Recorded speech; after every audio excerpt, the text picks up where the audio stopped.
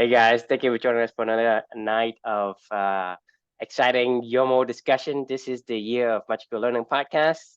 We are on Reflection 212. This is part one of five of one of the top 10 favorite book, The Happiness Hypothesis by Jonathan Haidt. Yeah. So this is this is the first book, or the first reflection of a part five series. Where is another one of those top five favorites that we decided to do a part five, 5-part reflection for because it just made you think so much. So the book is it's called The Happiness Hypothesis, like True just mentioned, and it is it's about happiness. I mean, it's about 10 ideas and how they compound on each other and in the book and ultimately lead to the author Jonathan Haidt, who's a psychologist, with his formula of his happiness hypothesis in life. And I think it's a brilliant book. It was really interesting. Had a great time reading it. I've read it multiple times now, and actually my team, our Club Any Light program, is reading it this month as their book of the month. Which, by the way, they've been loving it. Like, True, I need to catch you up on some of the, like, I need to like show you some of our like recorded team meetings because we have Gong is like you ever heard of Gong? Yeah. So I bought Gong for our team, like, 3 months ago or something like that, and it records some of our team meetings. But I think you would absolutely like love seeing like the interactions that go on during our like team meetings when we're doing like our book clubs or our anti-libraries, or our anti-book clubs, or our how'd you find the blueberries every week, or like our moment of gratitude, the going through our values and how they're bringing those to life each week. Like, I mean, it's really cool. Like, it's just fun. You can see them growing. They talk about it all the time. They always tell me, like, literally all of them, like, just every like one-on-one I have, or in group interactions, it's like constantly, this is incredible. Like, I mean, I absolutely love my job, and I love, what we're all doing together in the team. Like, so like, there's so much things I need to catch you up on. Actually, we haven't really talked about it in a while, but it's like, it's pretty powerful, actually. It's very, very much so showing that our hypothesis of the Club Any hypothesis is maybe that should be our book, the Club Any hypothesis, that we make someday. But anyway, I digress. Back to the happiness hypothesis. So this is Finding Modern Truth and Ancient Wisdom by Jonathan Haidt. And the first reflection that I wanted to talk about was something called the adversity hypothesis. Do you remember what that was in the book at all? No. Okay, I only know the hypothesis, the happiness hypothesis. Yeah. It's meaningful work and meaningful relationships, is what the happiness hypothesis is, really. Do you remember? Right. Like, that's the very end of it, is really the happiness hypothesis. So this particular idea, one of these ideas that the author went through, is called the adversity hypothesis. And once again, this is all about like finding happiness, and understanding how humans work, and what leads us toward that path or doesn't lead that toward that path. So this book actually was an interesting book. Since this is the first part of the 5-part reflection, I got to give a little bit of background of how I even found this book. The compound effect in action, right? As always with a lot of these books, my hairstylist, her name's Marta. She has been cutting my hair, I don't know, for 12, 15 years or something like that. And this was about 4 or 5 months after Amelia had passed away. And I was in her chair. We slowly but surely over the previous few months, I'd been reading a lot, obviously, and I'd been thinking a lot, and my life had changed a lot since, Amelia had passed away. And do you ever go to a hairstylist, or do you go to like a barber or something like that? No. Who cuts your hair? I cut my hair. Oh, you cut. Oh, geez. All right. Well, all right. So there's a special bond between a hairstylist and their clients. They're like part psychologists, part psychiatrist, part hairdresser, part friend, part confidant. They know all your secrets about life, and everything. And you talk about, you see somebody every 2 weeks, for an hour, like you learn a lot about them over 10, 12, 15 years, you know what I mean? And Hmm. so Marta and I, had always, the topics that we had talked about before Amelia were always like about travel or about, places, that we want to go to, or about places that we'd been, or about, what's going on with like, upcoming, work activities or trips or whatever, stuff like that. Like it was always stuff that was kind of, it was important, but it wasn't like super important or anything like that. And her and I always have gotten along pretty well. Well, after Amelia had passed away, I'm going through the rubble of my life, as I like to call it, and I'm starting to find those first few tracks that Amelia had left for me about 4 or 5 months after she had passed away, and was learning a lot, following what Amelia was teaching me, and I was found myself talking to Marta about books that I was reading and stuff like that, just because a lot of topics were on my mind. And Marta is a really interesting person. She's like a yoga teacher. She's really into like a lot of these, kind of more spiritual side of the world, and she's an interesting person. And she has a lot of interesting thoughts, and she reads a lot as well. And so we ended up connecting a lot on different books and things like that. And she's actually the one that recommended this book to me. So I think I was actually talking about Sapiens because I had just finished Sapiens right before this, and we were having a good conversation while she was like washing my hair or whatever, and she was like, what, I think there's this book that I had to read for this yoga retreat that I really liked. It was called The Happiness Hypothesis. She was like, I feel like you would really like this one. You should check it out. And I was like, okay, I as I left the salon that day, I downloaded this book, and the 2 weeks later when I came back to my haircut, I'd already finished it, and I was like, my God, Marta, that was amazing. Like, she was like, whoa, like like you just finished that book, because this has obviously been the life, ever since Hmm. then. But yeah, no, I loved it, obviously. So talk about the compound effect, right? I mean, Right. just you start to learn stuff, start to meet other people, and develop, find things like this, and it's another little step on the journey. And yeah, and hell, how many people we shared this book with at this point in time? Probably, I don't know, 25, 30 now at this point, that we've gotten to probably read this book either with us or through our core values quest, or like what we're doing right now with my team. There's 8 of them going Hmm. through. I mean, anyway, I don't know how many other people I've recommended this book to, so it's just, one of those things, right? So for me though, one of the with that out of the way, I guess, just the background of the book, is just interesting how some of these things come into my life. The um the thing that caught my attention the most, I mean, I viscerally remember, this feeling as I was listening to this section of this book, and it was about this thing he called the adversity hypothesis. This is the first time I'd really heard about the term post-traumatic growth, right? Do you know what post-traumatic growth is? I think we talked about it before. Right, like the ability for humans to bounce forward, Hmm. after a traumatic event, right?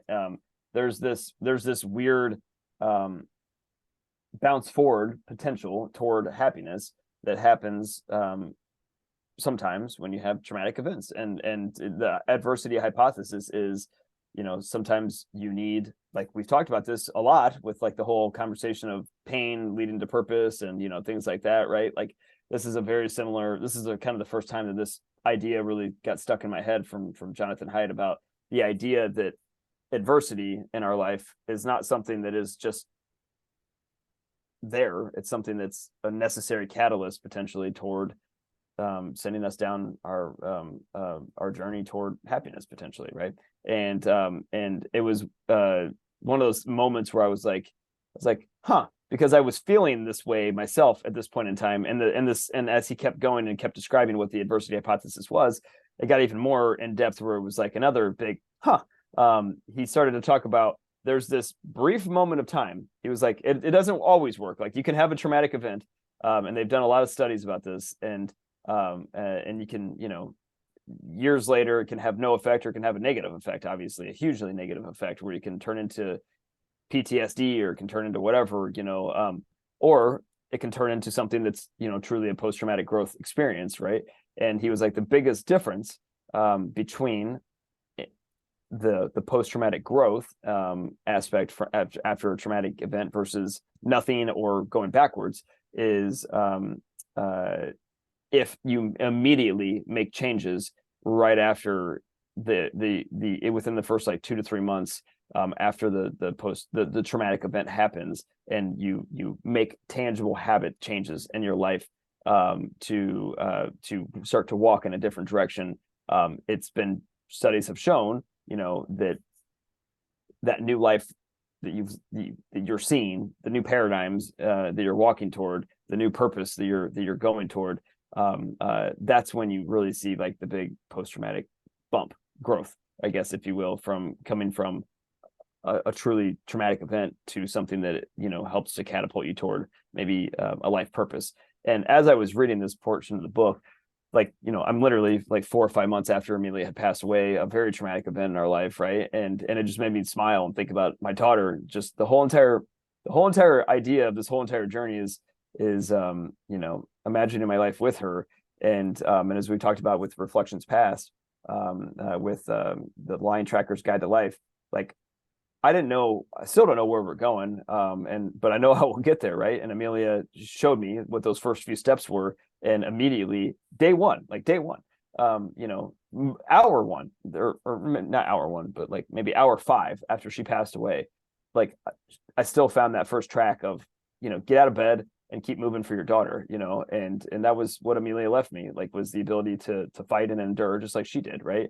And immediately those actions started to compound. It was a new life, like, that was going. I didn't know where we were going, and I still don't know where we are, but I knew how I was gonna at least go forward in that life, and what I was, and Amelia and her memory and her spirit and what she taught me, and those first few tracks that I found that she had left me and that she continues to leave me, I was following. And now I'm reading this 4 or 5 months removed, from that initial hugely traumatic event in my life, and I'm seeing, I feel differently.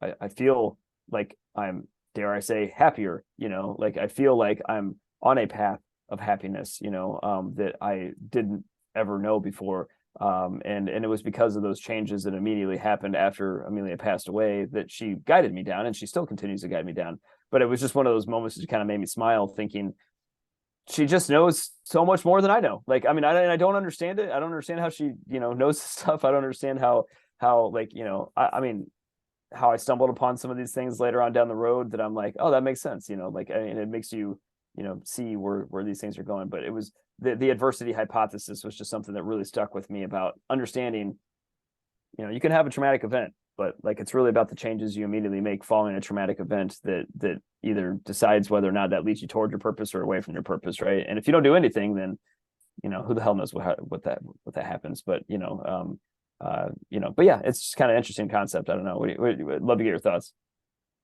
Well, I think we had to continue our discussions from yesterday regarding biology, because I think if you look at the statistics, right, anyone who has any setback, right, the majority of the people who had setback uh, ended up worse than before. Yeah. Or, right, and there's only a smaller percentage of people who bounce back. And to me, I think it's not. I don't think it matters what you do or how you do it, right?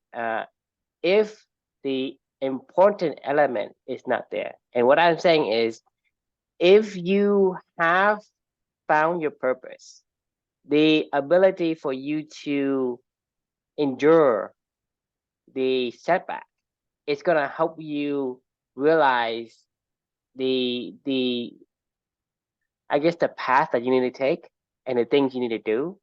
And whenever you do that, it compounds and spiral upward. And when it Right. spiral, it compounds really, really fast. And I Right. think, to me, that's the key. I'm not jumping high. I'm not, a psychologist. I'm not, you know, trained in it. But at the same time, I don't have the knowledge curse, right? So, I mean, maybe I'm wrong, but maybe I'm right, because, I don't study. That means I'm not really constrained inside of the paradigm. Right. But at the same time, I'm saying is, I'm looking at statistics, right? It doesn't matter if you can do certain things at a certain times, or immediately or afterward. And usually, by the observation, is whenever something, the conditions align with your core values, it happens pretty fast. If it doesn't happen and you wait for years afterward or whatever, that means that the whatever the activity, whatever condition and environment you're in wasn't jiving with your purpose. Therefore, nothing sparks. But because if the conditions were to jive with who you are, then the sparks will happen relatively fast. That's why the observation I see in this book say, hey, if you were to take on activities to bounce back, then it happens early, right? That's, to me, that is the byproduct. It's it's a coincidence, right? It's an observation. It's not the cause. It's not the cause of, you like I say, you can take The, somebody and cause they is are, the pain. The cause is the pain. The pain hurts the most right after, no, right? no, Yeah, yeah. the bouncing back, to me, it's about the Bouncing forward is what they would call it. But well, the yeah, thing is, when you have a setback, right? That setback creates a different environment, okay? And that environment, yeah. the environment is going to either give you a boost or it doesn't. And the boost is depending on whether that environment is aligning with your core values. If it doesn't align with your core values, it doesn't matter. If you start early or start later, it won't have an effect.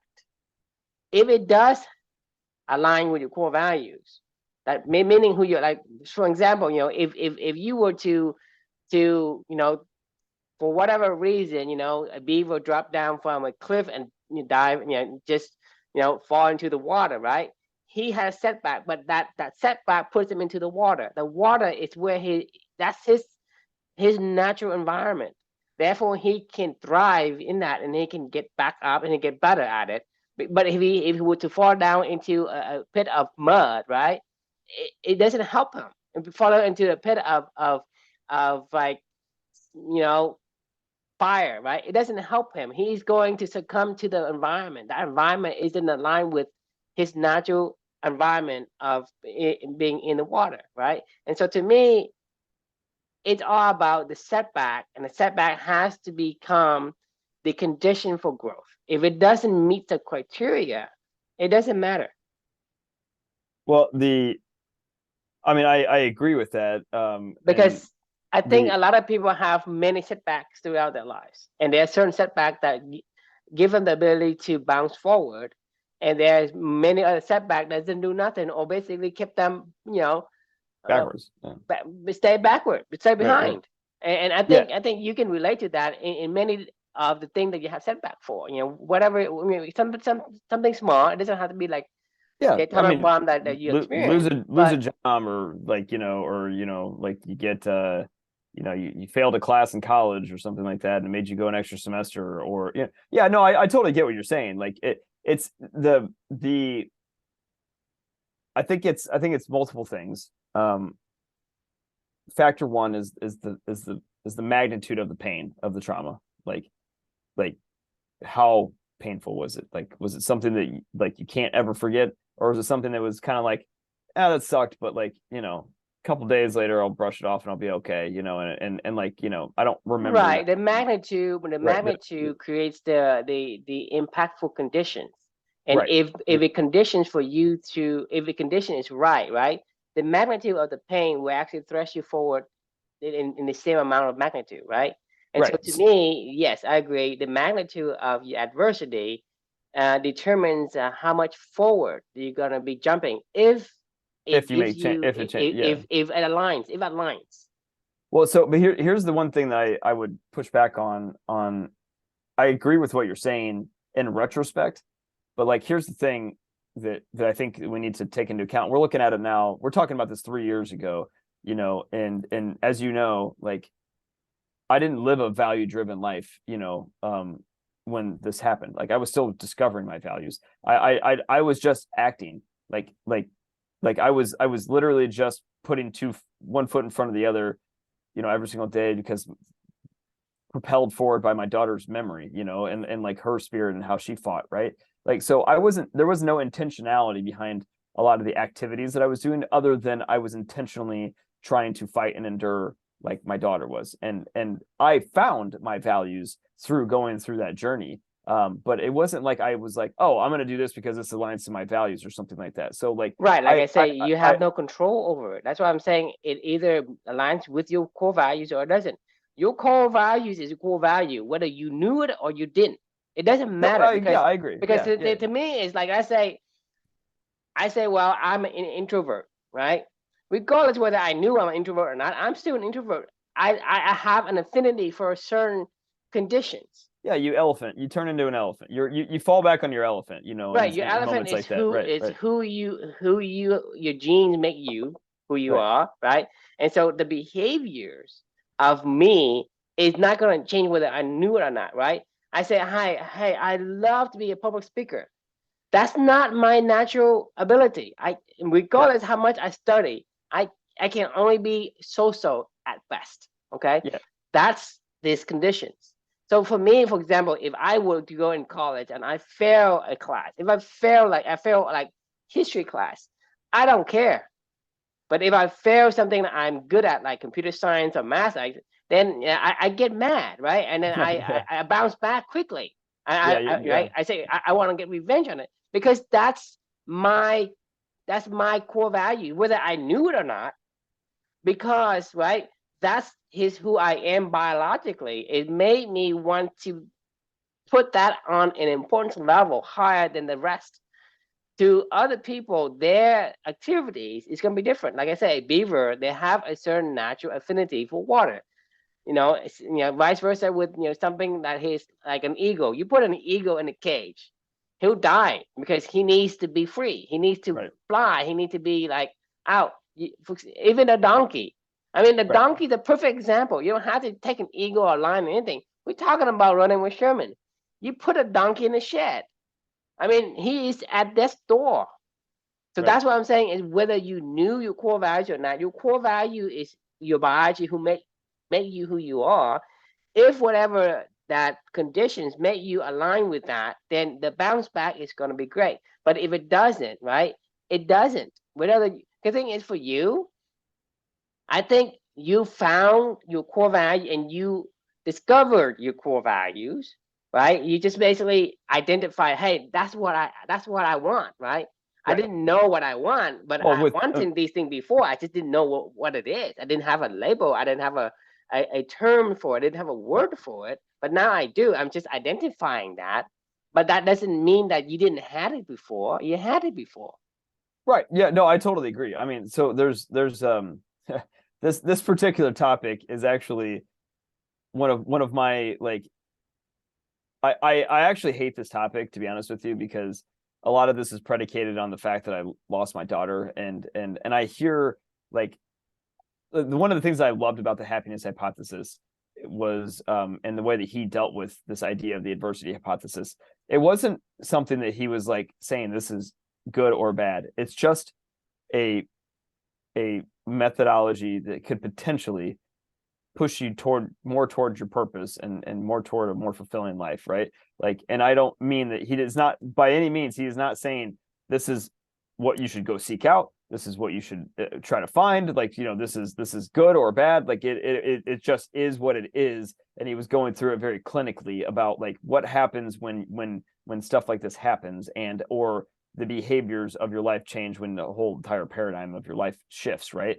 And then also he talks a lot about like the good and the bad. A lot of times a lot of the stuff in the adversity hypothesis that he refers to is about it's most impactful for kids that are like, I think he said like 17 to 25 years old, because they haven't really formed, like, so kind of what you're saying, like they haven't figured out what really matters to them in their life yet at that point in time. And when a seriously traumatic event happens at that age, they have so much more life.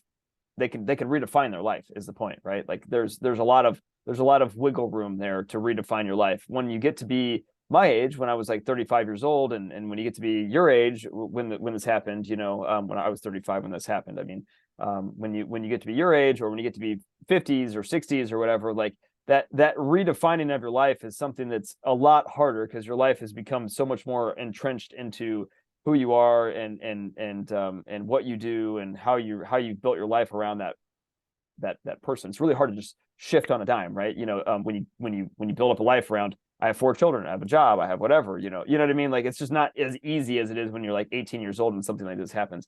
So what I'm getting at with this point is I really appreciated the way that Jonathan Haidt approached the topic, because I get so fucking mad, and I've told you about this so many times. Whenever I hear like these self-help gurus and people like that are like, like post-traumatic growth, like you want to run at your problems and embrace them and blah blah blah, like there's some sort of a, Right. like I this mean, is like, it irks me when people say, you got to embrace your pain, embrace adversity. it's To me, it's that's no, stupid. I mean, it is I stupid. would Yeah. blatantly saying that's stupid. I mean, I'm not going to sugarcoat It's that word. offensive. It's offensive To to me, everybody I'm who pissed has when people pain and say that, trauma, because right? Like, right, yeah, you don't want to seek out the atomic bomb. no, That's just you know, it's stupid. It's it, it's it's just stupidity. Like, I mean, it's people that don't understand and they don't know, and that's okay. I'm I'm okay with, people having ignorance around that topic, but it drives me nuts when they try to spin it as this is something that you should have. And if you don't have that, then go find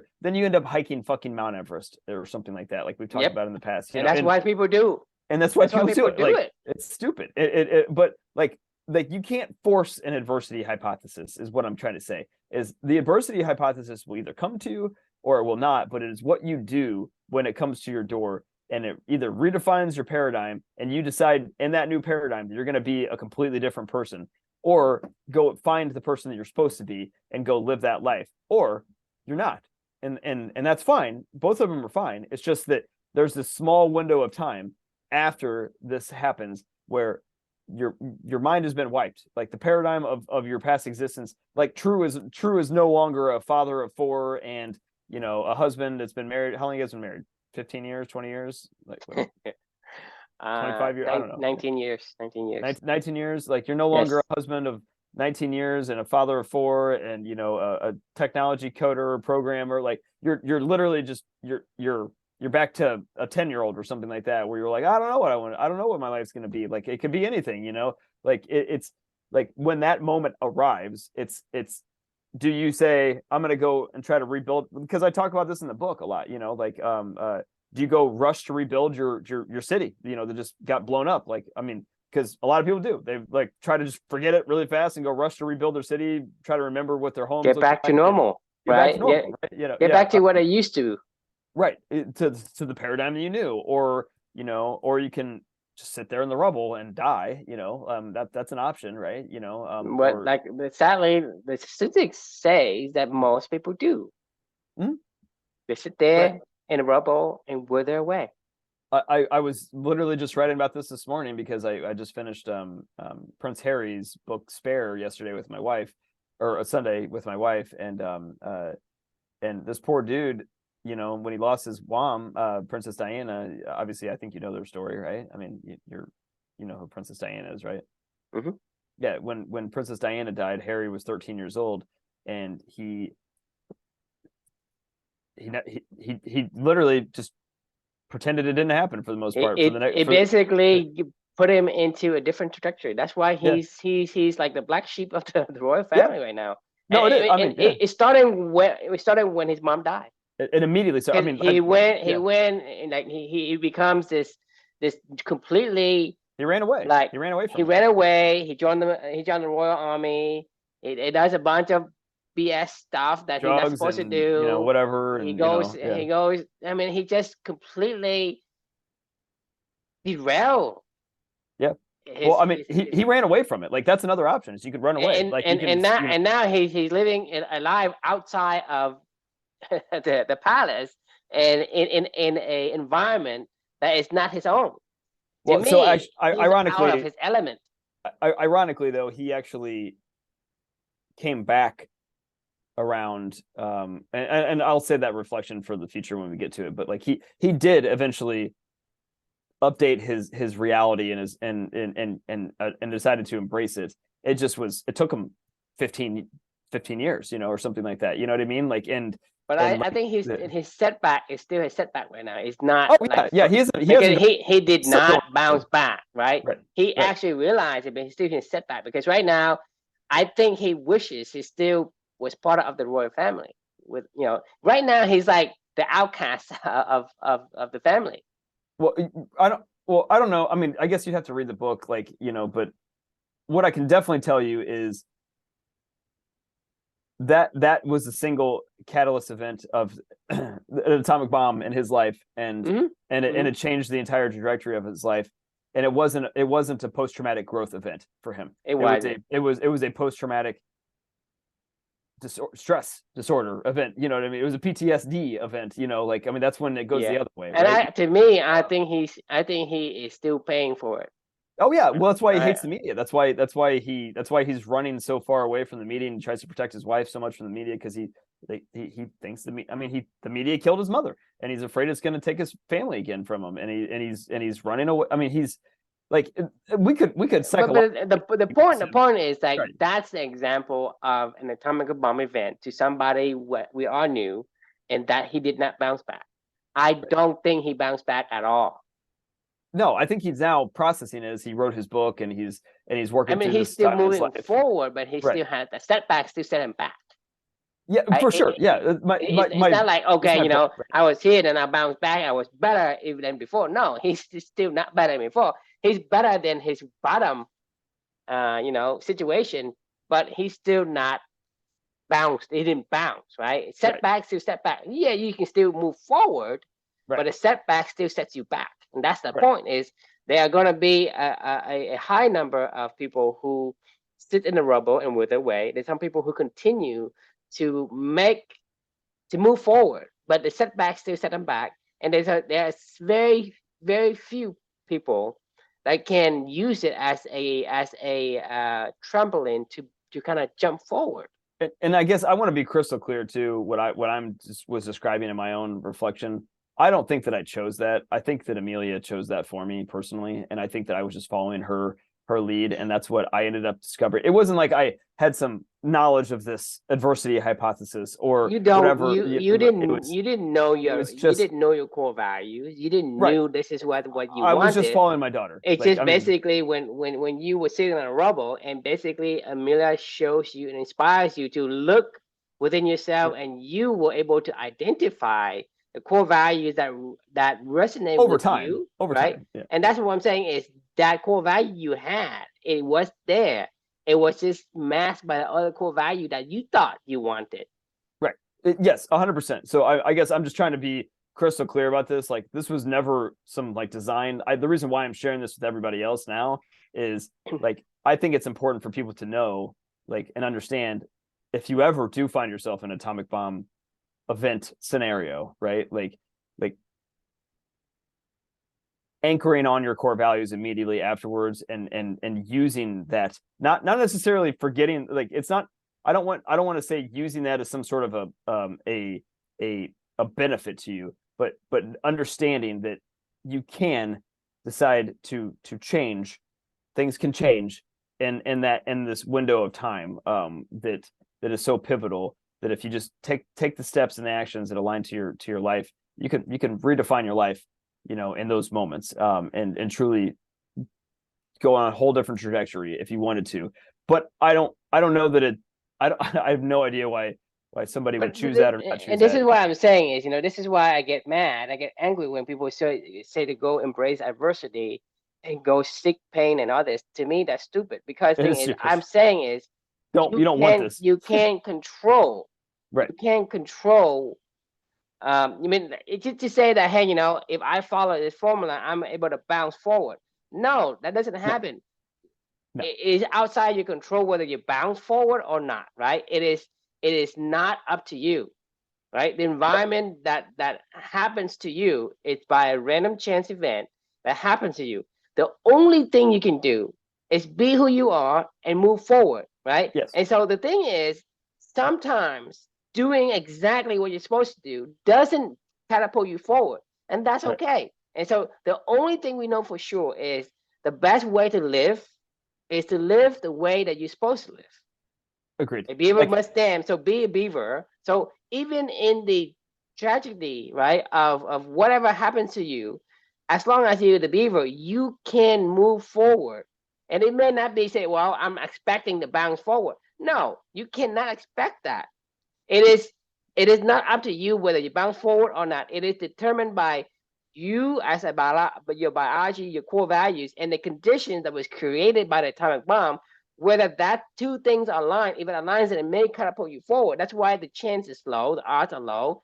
But the thing that you can do is whenever something happens to you, whether it does happen to you or not, you should only continue to live the way that you are made That to live, right? that If that's you're a the most important beaver, thing. then seek the elements that is going to be most favorable for the beaver. If you're a lion, seek the elements that's most Right. favorable for the lion. Because in that sense, right, no one is able to control, say, hey, I'm going to seek adversity so I can bounce forward, right? Right. That is It's the silliest thing I've ever heard. it's And to me, stupid. it makes It me mad when people say go embrace your pain, embrace, whatever. That's the why are you seeking negative emotions? I mean, I mean, trust me, like I could why are you yelling on that topic for forever, but I think you just said something too that I hadn't really caught on yet either until that's why I love talking about these things with you, because it makes it deepens my own knowledge of what I'm trying to say. um if an atomic bomb event happens to somebody that doesn't know who they are in that time following it, if they follow who they truly want to be and whatever steps that leads them down, then you will see that bounce forward. Not because you wanted it, but just because you're finding out who you want to be and you're living that life on purpose. Second step, if, like, for instance, in my life, if that were to happen to me again, like some other atomic bomb event, which, probably will, I already know who I want to be and how I want to live my life going forward. It won't redefine me because I already know exactly what I would want to do day one following that event, in however capacity that I would do that, because I know the path that I want to walk for. So what I'm trying to say is like, the atomic bomb event can only redefine your life and make these changes going forward if you are living not the life that you wanted to live prior to that, right? Like, because if you want to go rebuild your city of a city that, well, I actually, that's a bad example because I wouldn't rebuild my own city. I would just rebuild a city in a new way with the stuff that I already know what I want to go do, but it would be a different city, and I would understand that and I would be okay with that. But I guess, do you understand what I'm trying to say? Like, this only works if you didn't know who you were, an atomic bomb event happens, and then you figure out in those short time frames afterwards. Because to me, the atomic bomb event is not something that somebody can control, Right. and so it will happen to you by chance, Right. random event. And so to me, right, you don't know if a random event, a atomic bomb will happen, or you don't know when, right? So the only thing you can do is live, find out who you're supposed to be. So don't try to become a lion if deep down you're a beaver. Right. Accept that you're a beaver. To me, like you asked me, am I a lion? I say no, I'm a beaver, right? Because the thing Right. is, in the universal sense, right? Is a lion better than a beaver? Yeah, I think so. Even as a beaver, I think a lion's better than a beaver. But I don't know I that. don't I don't want to be a lion. Right. I want to be me, and I know that now. And so when you know who you are, who you're supposed to be, you be that. Even if the atomic bomb hits you, you still would be able to move forward. Yes, it sets you back, but you still continue to move forward, right? Right. So there's to me, when random chance happens to you and time bomb hits you, there's three outcomes. The Four. first one, right, I think which it's by four. majority of the people gets into, is you sit in the rubble and you wither away. The second outcome, it is you bounce back because the condition is right for you to bounce forward. And the third condition is that you continue to move forward.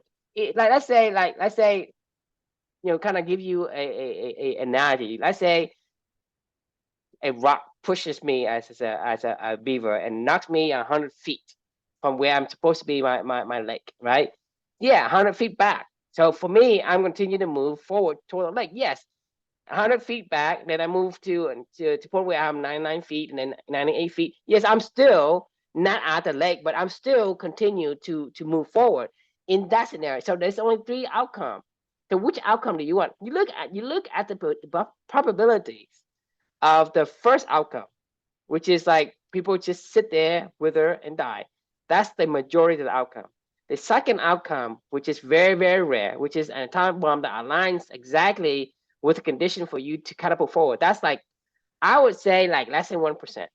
And then the rest of them is like in the middle where, or do you know that can you continue to survive and move forward even though there's a setback?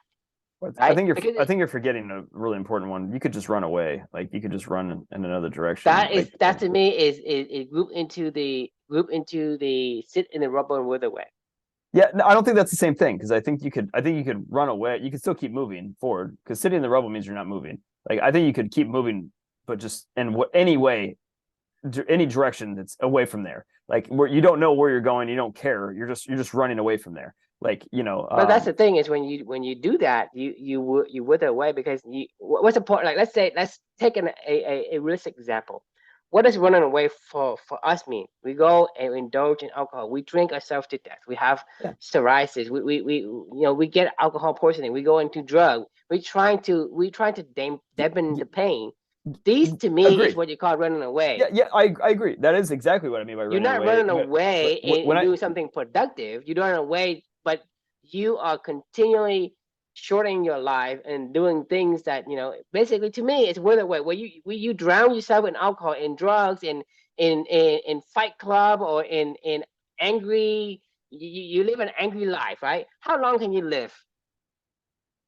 I mean, you're just trying to mask your pain until you do So die. somebody like Yeah, yeah, somebody is depressed, right? You right. sit there and you're depressed, and about a couple of years you die. You get sick, you die, or you drown your pain, which is called running away. You drown your pain in other things. And to us, like mainly for men, it's alcohol because Yeah. it numbs Or drugs your or yeah, creative thinking, and you get into drugs or whatever. You're trying to distract your mind from the pain because your pain is so searing that yeah. you want to distract. That to me, that's running away. I don't see any scenario where somebody's running away. Say, "Oh, I'm going to run away and I'm going to start a company and I'm going to." No, that no one does that. Well, I don't know. My brother-in-law kind of did that with he I think I don't know if I've ever told you about his traumatic event that happened in his life. It's What like I'm saying is, I'm yeah, I'm grouping these people into the bucket of the wither away, the ability to have the conditional line and jump forward, or you moving forward and doing the things that you're supposed to do, which is who you are. And that to me is, if your brother is doing the business thing and he's making productivities and stuff like that, he is in that category well, because he's he just buried himself in his work, is what I was gonna say, and like that's what like is that's what is that something that he is the job he likes or the job he hates? I don't I can't answer that question for him. I know that he gets very stressed out about it, and he's very I don't know that I don't know I can't speak for him because I Even yeah to me, like, I mean, regardless of what I mean, to say it frankly, even if he does put his mind into work, he's still in that category of wither away because he's stressed out. You think about the mental health, right? He probably gonna live longer, but he is shortening his life. Let's say he has like 100 years, right? He might not live 100 years because he is mentally stressed out. Oh, I agree. I mean, I guess what I was getting at is like it doesn't have to be just like drugs or alcohol or whatever. You could bury yourself into I'm something. just saying You're just these are running the away. these are the Right, top three right, things, right. right? Yeah, That yeah, yeah. you that Work is people definitely one turn of to. them. Work Yeah, is actually, it's it put up way up there too. yeah. I mean, but I guess the point of what we're getting at, at a high level is this is going to To send be people to all be different directions. resilient. But The right, point is to be resilient, and the only way to be resilient, to be the best of who you are, is to be in the element that is naturally fitted for you. right, Because and to try to do yeah, when you have that, you are the strongest you can be. That strength, right, could save you, or maybe it's not enough. I mean, to me, I'm not saying, hey, if you becoming the beaver or whatever, that you can withstand the meteor or anything like that. I'm not telling you that. I'm saying, hey, you are the strongest that you can be, and right, whether that is good enough for you is you try your best, right? yeah. That is your best. Because if you didn't, then maybe there's something that wouldn't kill the beaver, but because you didn't try it, it would kill you. Yeah, no, I mean, I totally agree. So to me, It's it's an just the interesting reality of life. People can't say, "Hey, you do this," you embrace pain, you focus on the deepest, adversity, you're gonna grow, whatever. To me, that's stupid. You should not Yeah, be looking for adversity. You shouldn't be looking for pain. it'll It will find you. come because Yeah, then it's it'll by find random you. chance it's gonna Right, hit you. right. It'll in find you. in your lifetime, one person will have many. At time of bomb, some are mini, right? Some are large, right? But guaranteed, it's going to be some adversity Oh yeah, for sure. I because mean, yeah, it's basically probability of there's so many ways that adversity can come, and so that means that because it's so many probability, eventually one or two or more will hit you. And so how do you deal with it is be the best you can be. Just like, let's say you're sick, right? If your immune system, if your health is the most healthy, right? You can overcome it. But if your health is not good, and when you have the flu comes, well, it's gonna hit you, and you're gonna get sick, and sometimes you may be you may die from it. It's right. just you say, hey, yeah, would the flu kill me? Maybe, maybe not. But if I'm at my best health, right, I have the best probability. That's all the world's gonna give you. There is no like, hey, if you do A, B, C, and D, you will get this. The world doesn't work that way. Agreed. It's an interesting topic. It's an interesting concept, and I definitely think it can have a bearing on the happiness equation in your life. If you are eventually some serious adversity will come to you. So however you deal with that in that moment, like I think it's important to know. And I'm glad that we talked about this through this, and I'm glad I learned it in this book. But I think it's a good time to wrap because I have to go get my crochet on. That's my monthly challenge. So What are you crochet. crocheting though? Just anything. I'm just trying to crochet a square right now or something, Okay.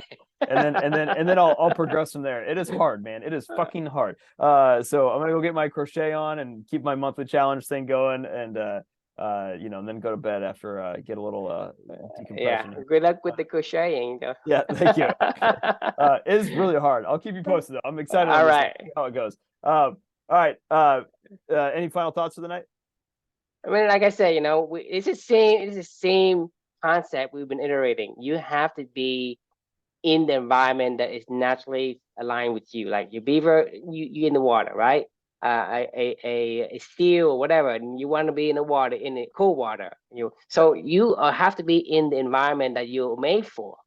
Not just in the environment, but doing the actions that in that environment that you're made for. I mean, because you could be in Right. the right environment, but you need to be doing the right actions that also align to It's a who you spiral who, effect. who It's you a want to be. compound Right. effect. Right. Right. Exactly. Yeah. No, very, very fun as always. Thanks for your thoughts. And we will see you all tomorrow night. Sounds good. Good night.